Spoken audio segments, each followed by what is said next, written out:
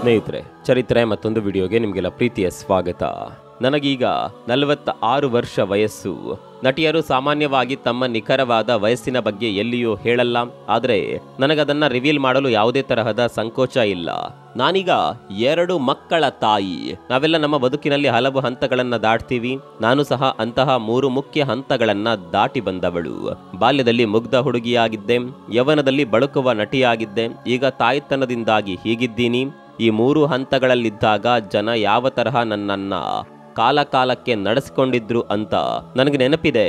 ನಟಿಯರಲ್ಲಿ ಅವರ ಅಂದ, ಚಂದ, ಯೌವನ ಮಾತ್ರ ಮುಖ್ಯವೆಂದು ಪರಿಗಣಿಸುವವರು ಕೊಡುವ ಮರ್ಯಾದೆ, ಸೌಂದರ್ಯ ಮಾಸಿ ದೇಹ ಕುಗ್ಗಿದ ನಂತರ ಅದೇ ಜನ ತೋರುವ ಅವಮಾನ, ಇದೆಲ್ಲವನ್ನ ನಾನು ಹತ್ತಿರದಿಂದ ಕಂಡವಳು, ಕಲಿತವಳು. ಅದೇ ಖಿನ್ನತೆಯಿಂದ ಒಬ್ಬಳೆ ನರಳಿ ಮೈ ಕೊಡವಿ ಎದ್ದಿದ್ದೀನಿ. ಇನ್ಮುಂದೆ ಯಾರದ್ದೋ ಟೀಕೆ ನನ್ನನ್ನ ಕದಡಲು ಸಾಧ್ಯವಿಲ್ಲ. ಹೀಗೆ ಹೇಳಿದವರು ನಟಿ ಸಮೀರಾ ರೆಡ್ಡಿ. ಬಹಳ ಈಚೆಗೆ ಹೈದರಾಬಾದ್ನಲ್ಲಿ ನಡೆದ ಒಂದು ಸಭೆಯಲ್ಲಿ ವೇದಿಕೆಯ ಮೇಲೆ ನಿಂತ ಅವರು ಎಲ್ಲರನ್ನ ಹೊರಿದುಂಬಿಸುವಂತೆ ಮಾತನಾಡಿದ್ರು. ಈಗಲೂ ಸಹ ನಟನೆಯಲ್ಲಿ ತೊಡಗಿಕೊಂಡಿರುವ ಸಮೀರಾ ಒಂದು ಕಾಲದಲ್ಲಿ ಪಡ್ಡೆ ಹುಡುಗರ ನಿದ್ದೆ ಕೆಡಿಸಿದ್ದ ಮಾದಕ ನಟಿ. ದಕ್ಷಿಣ ಭಾರತದಲ್ಲಿ ವಿಶೇಷವಾಗಿ ಗುರುತಿಸಿಕೊಂಡಿದ್ದ ಸಮೀರಾ ತೆಲುಗು, ತಮಿಳು ಮೊದಲಾದ ಭಾಷೆಗಳಲ್ಲಿ ಸೂಪರ್ ಹಿಟ್ ಚಿತ್ರಗಳಲ್ಲಿ ನಟಿಸಿದವರು. ಕಳೆದ ಕೆಲವು ವರ್ಷಗಳಿಂದ ಸೋಷಿಯಲ್ ಮೀಡಿಯಾದಲ್ಲಿ ಬೇರೆಯದ್ದೇ ರೀತಿಯಲ್ಲಿ ಇವರು ಸದ್ದು ಮಾಡ್ತಾ ಬಂದಿದ್ದಾರೆ. ಸಾಮಾನ್ಯವಾಗಿ ಯಾವುದೇ ನಟಿ ಕೂಡ ಮೇಕಪ್ ಇಲ್ಲದೆ ಮೀಡಿಯಾ ಮುಂದೆ ಕಾಣಿಸೋದೇ ಇಲ್ಲ. ಅನೇಕರು ಮಣಮಣ ಮೇಕಪ್ ಮೆತ್ತಿಕೊಂಡೇ ಮೈಕ್ ಮುಂದೆ, ಕ್ಯಾಮರಾ ಮುಂದೆ ಬಂದು ನಿಲ್ತಾರೆ. ಇದು ಎಲ್ಲಾ ನಟಿಯರ ನಿಸರ್ಗ ಸಹಜ ಸ್ವಭಾವ. ಆದರೆ ನಟಿ ಸಮೀರಾ ರೆಡ್ಡಿ ಇದಕ್ಕೆ ಸಂಪೂರ್ಣ ತದ್ವಿರುದ್ಧ. ಝೀರೋ ಮೇಕಪ್ ನಲ್ಲಿ ಮೊದಲ ಬಾರಿಗೆ ಸೋಷಿಯಲ್ ಮೀಡಿಯಾದಲ್ಲಿ ಯಾವುದೇ ಹಿಂಜರಿಕೆ ಇಲ್ಲದೆ ಕಾಣಿಸಿಕೊಂಡ ದೇಶದ ಮೊಟ್ಟ ಮೊದಲ ನಟಿ ಇವರು ಎನ್ನುವ ಹೆಗ್ಗಳಿಕೆ ಇವರಿಗಿದೆ. ಹಾಗೆ ತಾವು ಕಾಣಿಸಿರುವ ಹಲವು ವಿಡಿಯೋಗಳಲ್ಲಿ ವರ್ಕೌಟ್ ಸಮಯದಲ್ಲಿ ಸಮೀರಾ ಯಾವುದೇ ಮೇಕಪ್ ಇಲ್ಲದೆ ಅವರ ಅಭಿಮಾನಿಗಳ ಜೊತೆ ಮುಕ್ತವಾಗಿ ಮಾತನಾಡಿದ್ದಾರೆ. ಅವರು ತಮ್ಮ ಬಿಳಿ ಕೂದಲಿಗೆ ಡೈ ಹಾಕಲ್ಲ, ಹಣೆಯ ಮೇಲೆ ಇರುವ ಸ್ಪಾಟ್ಗಳನ್ನ ಸಹ ಕವರ್ ಮಾಡೋದಿಲ್ಲ. ನಟಿಯಾಗಿ ಈ ರೀತಿ ಇದ್ದ ಹಾಗೆ ಕಾಣಿಸಿಕೊಳ್ಳಲು ಧೈರ್ಯ ಬೇಕು. ಎಲ್ಲ ಹೆಣ್ಮಕ್ಳಿಗೂ ಸಹ ಅವರ ದೇಹ ಸೌಂದರ್ಯವೇ ಅವರ ಆಸ್ತಿ. ಸೌಂದರ್ಯಕ್ಕೆ ಇನ್ನೊಂದು ಹೆಸರೇ ಹೆಣ್ಣು ಅಂತಾರೆ. ಆದರೆ ಅದೇನು ಶಾಶ್ವತ ಅಲ್ಲ. ಇವತ್ತು ಇದ್ದು ನಾಳೆ ಕಣ್ಮರೆಯಾಗುವ ದೇಹ ಸೌಂದರ್ಯದ ಮೇಲೆ ಅನಗತ್ಯ ವ್ಯಾಮೋಹ ಯಾಕೆ? ಹೆಣ್ಣು ತನ್ನ ಜೀವಿತಾವಧಿಯಲ್ಲಿ ನಾನಾ ಹಂತಗಳನ್ನ ದಾಟ್ತಾಳೆ. ಬಾಲ್ಯದಿಂದ ಋತುಮತಿಯಾಗುವವರೆಗೂ ಒಂದು ಹಂತ, ಅಲ್ಲಿಂದಾಚೆಗೆ ಪ್ರತಿ ತಿಂಗಳ ಆ ನಿಸರ್ಗ ಸಹಜ ನೋವನ್ನ ಅವಳು ಅನುಭವಿಸಲೇಬೇಕು. ಆ ಬಳಿಕ ಗರ್ಭಧಾರಣೆ, ಹೆರಿಗೆ, ಬಾಣಂತನದಂತಹ ಸೂಕ್ಷ್ಮ ಹಂತಗಳಲ್ಲಿ ಅವಳು ಜೀವಿಸ್ತಾಳೆ. ಅವಳು ತಾಯಿಯಾದಾಗ ದೇಹವು ಅತೀವ ಹಿಂಸೆ ಅನುಭವಿಸುತ್ತದೆ. ಮಗುವಾದ ಮೇಲೆ ಸಿಜರಿನ್ನ ಗುರುತು ಹೊಟ್ಟೆಯ ಮೇಲೆ ಮೂಡುತ್ತದೆ. ಈ ಶಾಶ್ವತ ಹಚ್ಚೆಯ ಜೊತೆ ಬದುಕುವ ಅವಳ ದೇಹ ಮಗುವಿನ ಲಾಲನೆ ಪಾಲನೆಯಲ್ಲಿ ಮತ್ತಷ್ಟು ಕುಗ್ಗುತ್ತದೆ. ಹೀಗಾಗಿ ಹೆಣ್ಣಿನ ದೇಹವನ್ನ ನೋಡಿ ನಗುವುದು ವಿಕೃತಿ. ಹೆಣ್ಣು ತನ್ನ ದೇಹ ಯಾವುದೇ ಸ್ವರೂಪ ಪಡೆದರೂ ಸಹ ಅದರ ಕಡೆ ಅಸಹ್ಯ ಪಡಬಾರದು. ಅವಳಿಗೆ ತನ್ನ ದೇಹದ ಮೇಲೆ ಹೆಮ್ಮೆ ಇರಬೇಕು. ಯಾರೇ ಅದನ್ನ ಮೂದಲಿಸಿ ಮಾತನಾಡಿದ್ರೂ ಹೆಣ್ಣಾದವಳು ಅದಕ್ಕೆ ಕೇರ್ ಮಾಡಬಾರದು. ಹಾಗೂ ಮುಖ್ಯವಾಗಿ ಹೆಣ್ಣು ತನ್ನ ಸಹಜ ಸೌಂದರ್ಯದ ಮೇಲೆ ಕಾಳಜಿ ಇರಿಸಿಕೊಳ್ಳಲು ಯತ್ನಿಸಬೇಕೇ ಹೊರತು ಸದಾ ಅದನ್ನ ಕೃತಕ ಸಾಧನಗಳಿಂದ ಕವರ್ ಮಾಡಿ ಕೃತಕ ಬ್ಯೂಟಿ ಧರಿಸಬಾರದು. ಇಂತಹ ಅಮೂಲ್ಯ ಹಾಗೂ ಅಪರೂಪದ ಸಂದೇಶಗಳನ್ನ ಕೊಡುತ್ತಾ ಸೋಷಿಯಲ್ ಮೀಡಿಯಾದಲ್ಲಿ ಇದರ ಕುರಿತು ಒಂದು ಸೈಲೆಂಟ್ ಆಂದೋಲನವನ್ನೇ ಸೃಷ್ಟಿಸಿದವರು ನಟಿ ಸಮೀರಾ ರೆಡ್ಡಿ. ಒಂದು ಕಾಲದ ಸ್ಲಿಮ್ ಬ್ಯೂಟಿ ಆಗಿದ್ದ ಸಮೀರಾ ಬಳುಕುವ ಲತೆಯಂತೆ ಇದ್ದರು. ಅವರ ಮಾದಕ ಮೈಮಾಟ ನೋಡಿ ನಿದ್ರೆ ಕೆಡಿಸಿಕೊಂಡ ಯುವಕರೆಷ್ಟೋ ಜನ. 2006ರಿಂದ 2012ರವರೆಗೂ ಅವರಿಗಿದ್ದ ಸಿನಿ ಬೇಡಿಕೆ ತನ್ನ ಉತ್ತುಂಗದಲ್ಲಿತ್ತು. ಆದರೆ ಯಾವಾಗ ಅವರ ದೇಹ ಕುಗ್ಗಿ ಅವರು ದಪ್ಪವಾದರು, ಆಗ ಅವರಿಗೆ ಅವಕಾಶಗಳು ಸಹ ಕಡಿಮೆಯಾದವು. ತನ್ನ ಅಂದ ಚಂದವನ್ನ ಹೊಗಳಿ ಅಟ್ಟಕ್ಕೇರಿಸ್ತಾ ಇದ್ದವರೇ ಮೂದಲಿಕೆ ಶುರು ಮಾಡಿದಾಗ ಸಮೀರಾರವರಿಗೆ ಹೊಸದೇ ಆದ ಲೋಕವೊಂದು ಅಲ್ಲಿ ಕಾಣಿಸಿತ್ತು. ಅಂದರೆ ಈ ಜನ ಹೀಗೇನಾ? ಕೇವಲ ಬ್ಯೂಟಿಗೆ ಮಾತ್ರ ಇಲ್ಲಿ ಬೆಲೆಯೇ? ಹೆಣ್ಣು ಕೇವಲ ಸೌಂದರ್ಯದ ಸಂಕೇತ ಮಾತ್ರವಾ? ಸೌಂದರ್ಯ ಅನ್ನೋದು ಹೆಣ್ಣಿನ ನಿರ್ಧಾರಕ ಅಂಶವೇ? ಸೌಂದರ್ಯ ಇಲ್ಲದ ಹೆಣ್ಮಕ್ಳು ಅಂದ್ರೆ ಅಷ್ಟು ತಾತ್ಸಾರವೇ ಎಂಬ ಚಿಂತೆ ಒಂದು ಸಮಯದಲ್ಲಿ ಅವರನ್ನ ಸಾಕಷ್ಟು ಕಾಡಿತ್ತು. ಆ ಖಿನ್ನತೆಯಲ್ಲಿ ಅವರು ಒಂದು ಬಹುದೊಡ್ಡ ಬದುಕಿನ ಪಾಠ ಕಲಿತಿದ್ದರು. ಹೆಣ್ಣಿನ ಮೈ ಮೇಲೆ ಕಾಣೋದು ಸೌಂದರ್ಯ ಅಲ್ಲ, ಅವಳ ಒಳಗಿರೋದು ನಿಜವಾದ ಸೌಂದರ್ಯ. ಹೆಣ್ಮಕ್ಳು ಅಂದ್ರೆ ಬರೀ ಮೇಕಪ್ನ ಮೂಟೆ. ಅದನ್ನ ಧರಿಸದೇ ಇದ್ದವರಿಗೆ ಒಂದು ಐಡೆಂಟಿಟಿಯೇ ಇಲ್ಲ ಎಂದು ಜಗತ್ತು ಭಾವಿಸಿದೆ. ಅದರ ಈ ಭಾವನೆಗೆ ಏನು ಕಾರಣ? ಹೆಣ್ಣಾದವಳು ತನ್ನ ಸಹಜ ಸೌಂದರ್ಯ ಮರೆಮಾಚಿ ಕೃತಕತೆಯ ದಾಸಿಯಾದಾಗ ಯಾರಾದರೂ ಹಾಗೆ ಅಂದ್ಕೊಳ್ಳೋದು ಸರ್ವೇ ಸಹಜ. ಈ ಪುರುಷ ಪ್ರಧಾನ ಸಮಾಜದಲ್ಲಿ ಬಹುತೇಕ ಕಡೆ ಪುರುಷರದ್ದೇ ಆಡಳಿತ ಇದೆ. ತಾನು ಗಂಡು ಎನ್ನುವ ಅಹಮ್ಮಿನಲ್ಲಿ ಅವನು ಹೆಣ್ಣಿಗೆ ಯಾವತ್ತಿಗೂ ಕಡೆಯ ಸ್ಥಾನವನ್ನೇ ಕೊಡೋದು. ಹೀಗಿರುವಾಗ ಹೆಣ್ಣು ಸಹ ಕೇವಲ ಕೃತಕವಾಗಿ ತೋರ್ಪಡಿಸಿಕೊಂಡರೆ ಆಕೆಗಿರುವ ನಿಜವಾದ ವರ್ಚಸ್ಸನ್ನ ಆಕೆಯೇ ಕಡಿಮೆ ಮಾಡಿಕೊಂಡಂತೆ. ಆಡಿಕೊಳ್ಳುವವರ ಮುಂದೆ ತಾನೇ ಮುಗ್ಗರಿಸಿ ಎಡವಿ ಬಿದ್ದ ಹಾಗೆ. ಹೀಗಾಗಿ ಅವಳು ಯಾವ ರೂಪದಲ್ಲಿರ್ತಾಳೋ ಅದರ ಬಗ್ಗೆ ಅಸಹ್ಯ ಪಡದೆ ಹೆಮ್ಮೆಯಿಂದ ಅದನ್ನ ತೋರಿಸಲಿ. ಆಗ ಯಾರು ಅವಳನ್ನ ಮೆಚ್ಚುತ್ತಾರೋ ಅವರು ಆಕೆಯ ನಿಜವಾದ ಹಿತೈಷಿಗಳು.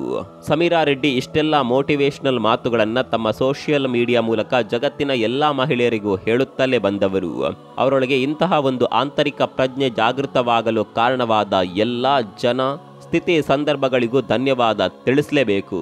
1978ರಲ್ಲಿ ಬಾಂಬೆಯಲ್ಲಿ ಜನಿಸಿದ ಸಮೀರಾ ಅವರ ತಾಯಿ ನಮ್ಮ ಮಂಗಳೂರು ಮೂಲದ ಕೊಂಕಣಿ ಭಾಷಿಕರು. ಇವರ ತಂದೆ ಆಂಧ್ರ ಮೂಲದವರು. ಇವರ ತಾಯಿ ನಕ್ಷತ್ರರವರು. ಆಗ ಮೈಕ್ರೋಬಯಾಲಜಿಸ್ಟ್ ಆಗಿದ್ದರು ಹಾಗೂ ಒಂದು NGOದಲ್ಲಿಯೂ ಸಹ ಕೆಲಸ ಮಾಡಿದ್ದರು. ಈ ದಂಪತಿಗಿದ್ದ 3 ಹೆಣ್ಮಕ್ಳಲ್ಲಿ ಸಮೀರಾ ಕೊನೆಯವರು. ಮೇಘನಾ ರೆಡ್ಡಿ ಹಾಗೂ ಸುಷ್ಮಾ ರೆಡ್ಡಿ ಇವರ ಹಿರಿ ಸಹೋದರಿಯರು. ಬಾಂಬೆಯ ಸ್ಕ್ವಾಟಿಷ್ ಶಾಲೆಯಲ್ಲಿ ವ್ಯಾಸಂಗ ಮಾಡಿದ ಸಮೀರಾ ಸೈಡೆಹಾಮ್ ಕಾಲೇಜ್ನಲ್ಲಿ ತಮ್ಮ ಪದವಿ ಪಡೆದರು. ಚಿಕ್ಕಂದಿನಿಂದಲೂ ದೇಹ ಸೌಂದರ್ಯ ಹಾಗೂ ಮೇಕಪ್ ತರಹದ ಶೃಂಗಾರಗಳಲ್ಲಿ ಅವರಿಗೆ ಅಂತಹ ಆಸಕ್ತಿ ಏನು ಇರಲಿಲ್ಲ.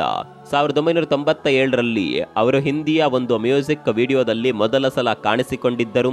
ಇಸವಿ 2000ದ ಸಮಯದಲ್ಲಿ ತಮಿಳಿನ ಸಿಟಿಜನ್ ಎನ್ನುವ ಚಿತ್ರಕ್ಕೆ ಇವರೇ ಆಯ್ಕೆಯಾಗಬೇಕಿತ್ತು. ಆದರೆ ಕಾರಣಾಂತರಗಳಿಂದ ಅದು ಸಾಧ್ಯವಾಗಲಿಲ್ಲ. ಮುಂದೆ 2002ರಲ್ಲಿ ಹಿಂದಿಯ ಮೈನೆ ದಿಲ್ ತುಜ್ಕೋ ದಿಯಾ ಎನ್ನುವ ಚಿತ್ರದಲ್ಲಿ ಇವರು ನಟಿಸಿದ್ರು. 2004ರಲ್ಲಿ ನಟ ಅನಿಲ್ ಕಪೂರ್ ಜೊತೆ ಮುಸಾಫಿರ್ ಎನ್ನುವ ಚಿತ್ರದಲ್ಲಿ ನಾಯಕಿಯಾಗಿ ನಟಿಸಿದ ಇವರಿಗೆ 2008ರಲ್ಲಿ ತಮಿಳಲ್ಲಿ ಬಂದ ವಾರಾಣಂ ಆಯಿರಾಮ್ ಎನ್ನುವ ಸೂಪರ್ ಹಿಟ್ ಚಿತ್ರವು ಬಿಗ್ ಬ್ರೇಕ್ ನೀಡಿತ್ತು.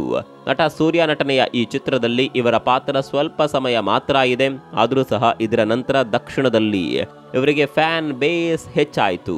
2014ರಲ್ಲಿ ಅಕ್ಷಯ್ ವಾರ್ದೆ ಎನ್ನುವ ಬಿಸ್ನೆಸ್ ಮ್ಯಾನ್ ಒಬ್ಬರನ್ನ ವಿವಾಹವಾದ ಇವರಿಗೆ 2 ಮಕ್ಕಳಿದ್ದಾರೆ. ಇವರ ಫಿಟ್ನೆಸ್ ಜರ್ನಿ ರೋಚಕವಾದದ್ದು. ತಾಯಿಯಾಗಿ ಮಕ್ಕಳ ಪಾಲನೆ ಹಾಗೂ ಕೆಲಸದ ಒತ್ತಡ ಇಷ್ಟೆಲ್ಲದರ ನಡುವೆ ತಾನು ಸ್ಥೂಲಕಾಯ ಪಡೆದು ಅದನ್ನ ಕರಗಿಸಲು ಪಟ್ಟ ಶ್ರಮದ ಬಗ್ಗೆ ಅವರು ಬಹಳ ಈಚೆಗೆ ಮಾತನಾಡಿದ್ದರು. ತಾಯ್ತನ ಅನ್ನೋದು ಅಷ್ಟು ಸುಲಭದ ಮಾತಲ್ಲ. ಜಗತ್ತಿನ ಎಲ್ಲಾ ಕೆಲಸಗಳಿಗೂ ವಿಶ್ರಾಂತಿ ಇದೆ ಹಾಗೂ ಸಂಬಳ ಇದೆ. ಆದರೆ ತಾಯ್ತನ ಎನ್ನುವ ಕೆಲಸಕ್ಕೆ ಯಾವುದೇ ವಿಶ್ರಾಂತಿ ಆಗಲಿ ವೇತನವಾಗಲಿ ಇಲ್ಲ. ಮಕ್ಕಳನ್ನ ಹೆತ್ತು ಅವರು ಕೈಗೆ ಬರುವವರೆಗೂ ಅವರ ನೆರಳ ಹಾಗೆ ನಿಂತು ಕಾಯೋದು ಪ್ರತಿ ತಾಯಿಯ ಕರ್ತವ್ಯ. ಇಂತಹ ಒತ್ತಡದಲ್ಲಿ ಯಾವ ತಾಯಿಗೂ ಸಹ ತನ್ನ ದೇಹದ ಫಿಟ್ನೆಸ್ ಕಡೆ ಹಾಗೂ ಸೌಂದರ್ಯದ ಕಡೆ ಗಮನ ಕೊಡಲು ಆಗೋದಿಲ್ಲ. ಆದರೂ ಸಹ ತಾನು ತಾಯಿಯಾಗಿ ಕೆಲಸ ಮಾಡಿಕೊಂಡು ಯೋಗ ಮಾಡುತ್ತಾ ಶಿಸ್ತಿನ ಜೀವನ ಶೈಲಿ ಮುಂದುವರೆಸಿದೆ. ಅದು ನಾವಂದಕೊಂಡಷ್ಟು ಈಸಿ ಅಲ್ಲ. ಕಾರ್ಯನಿರತ ತಾಯಿಯಾಗಿ ನಾನು ದಿಟ್ಟ ಹೆಜ್ಜೆ ಇಟ್ಟೆ ಎಂದು ಅವರು ತಮ್ಮ ಅಮೋಘವಾದ ಟ್ರಾನ್ಸ್ಫಾರ್ಮೇಷನ್ ಬಗ್ಗೆ ಹೇಳಿದ್ದಾರೆ. ಈ ಮೂಲಕ ಜಗತ್ತಿನ ಎಲ್ಲಾ ಹೆಣ್ಣಿಗೂ ಎಲ್ಲಾ ತಾಯಿಗೂ ಅವರು ಧೈರ್ಯ ತುಂಬುತ್ತಾರೆ. ತಾಯ್ತನದ ಸವಾಲುಗಳಿಗೆ ಕುಗ್ಗಬೇಡಿ, ಮನೋಶಕ್ತಿಯಿಂದ ಅದನ್ನ ನಿಭಾಯಿಸಿ ಗೆಲ್ಲಿ. ಆಗ ದೇಹವು ಕುಗ್ಗಬಹುದಷ್ಟೇ, ಆದರೆ ನಿಮ್ಮೊಳಗಿರುವ ಮನೋದೃಢತೆ ಕುಗ್ಗುವುದು ಬೇಡ. ನಿಮ್ಮ ದೇಹ ಅದು ಹೇಗೆ ಇರಲಿ ಅದನ್ನ ಗೌರವಿಸಿ ಪ್ರೀತಿಸಿ. ಇತರರ ಟೀಕೆಗಳಿಗೆ ಕಿವಿಗೊಡಬೇಡಿ. ಅದು ನಿಮ್ಮ ದೇಹ, ಯಾರಿಗೂ ಅದನ್ನ ತೆಗಳುವ ಟೀಕಿಸುವ ಹಕ್ಕಿಲ್ಲ ಎಂದು ಸಮೀರಾ ತಾವು ಸಹ ಯಾವುದೇ ಮೇಕಪ್ ಮಾಡಿಕೊಳ್ಳದೆ ಸೋಷಿಯಲ್ ಮೀಡಿಯಾದಲ್ಲಿ ಲೈವ್ ಬಂದು ಹೇಳುತ್ತಿದ್ರೆ ಆ ಮಾತುಗಳು ನೇರ ಹೃದಯದ ಅಂತರಾಳಕ್ಕಿಳಿದ ಅನುಭವವಾಗುತ್ತದೆ.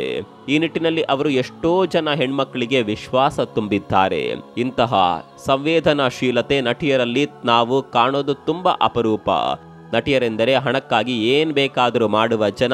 ಕಾಸ್ಮೆಟಿಕ್ ಸರ್ಜರಿಯ ಮೂಲಕ ದೇಹವನ್ನೇ ಪ್ರಯೋಗಕ್ಕೊಡ್ಡುವವರು ಅವರು. ಅವರಿಗೆ ಮೇಕಪ್ ಎಂದರೆ ಪ್ರಾಣ. ಬ್ಯೂಟಿಯ ಹೊರತಾಗಿ ಯಾವುದೇ ಸ್ಕಿಲ್ ಅವರಿಗಿರೋದಿಲ್ಲ ಎಂದು ಅನೇಕರು ಅವರ ಬಗ್ಗೆ ಕೀಳು ಭಾವನೆ ಹೊಂದಿದ್ದಾರೆ. ನಮ್ಮ ಎಷ್ಟೋ ನಟಿಯರು ಸಹ ಹೀಗೆ ಇರೋದು. ಅವರಲ್ಲಿ ನಟಿ ಸಮೀರಾ ರೆಡ್ಡಿ ಒಂದು ಅಪವಾದ. ಅವರು ಸೊಸೈಟಿಯ ಬಗ್ಗೆ ಬೇರೆಯದ್ದೇ ರೀತಿ ಅವಲೋಕನೆ ಮಾಡಿದವರು. ಮುಖ ನೋಡಿ ಮಣೆ ಹಾಕುವವರನ್ನ ಅವರು ತುಂಬಾ ಚೆನ್ನಾಗಿ ಅರ್ಥ ಮಾಡ್ಕೊಂಡಿದ್ದಾರೆ.